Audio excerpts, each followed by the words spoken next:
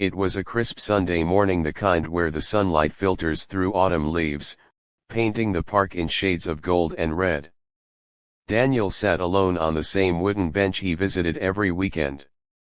The bench faced the lake, where ducks glided lazily across the water. But Daniel wasn't there for the view. He came to remember his late wife, Emma, who had loved this park more than anywhere in the world.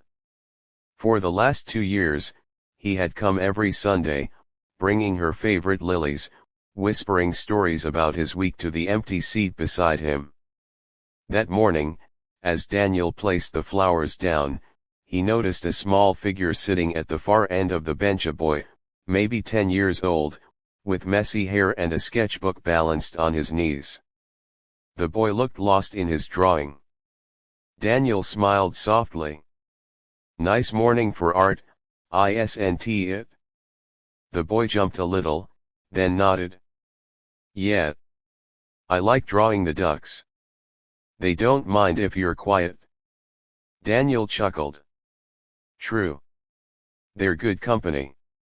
After a few quiet moments, Daniel asked, "You here alone?" The boy hesitated before replying, "My mom's working at the cafe over there." He pointed toward a small coffee stand near the park gate. "She says I can sit here till she finishes." Daniel nodded, looking at the cafe. The woman behind the counter looked tired, her apron dusted with flour, her hair tied in a loose bun. Every few minutes, she glanced toward the boy to make sure he was still there. The boy continued drawing, occasionally sneaking glances at Daniel's flowers. Finally, curiosity won. "Are those for someone special?" Daniel's eyes softened. "Yes. For my wife. She used to love this park." The boy smiled shyly. "She must be been really nice." Daniel nodded. She was. A quiet bond formed between them, two strangers, one grieving the past, the other quietly growing into the future. After a while, Daniel noticed the boy's shoes. The soles were torn, the laces frayed. His coat was a size too big, probably handed down. Without saying anything, Daniel pulled something from his pocket, a small pack of colored pencils. He had bought them weeks ago, planning to give them to his granddaughter before she moved abroad. He handed them to the boy. "Here. For your drawings." The boy's eyes widened.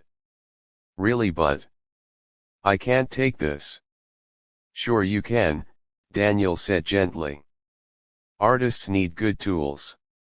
The boy grinned a pure, heartwarming grin and whispered, "Thank you, mister." Just then, his mother walked over, wiping her hands on her apron. She looked nervous, as if expecting trouble. "I hope he wasn't bothering you, sir." "Not at all," Daniel said, standing. "He's quite the artist." Her eyes softened. "Thank you. I work long hours.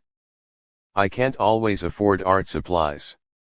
This will mean the world to him. Daniel smiled. "It already has."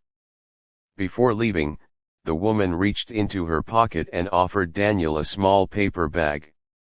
"It's just a blueberry muffin. I baked it myself." "Please, take it." He tried to refuse, but she insisted. So he accepted it with a nod. When Daniel got home that afternoon, he set the muffin on the table beside his wife's photograph.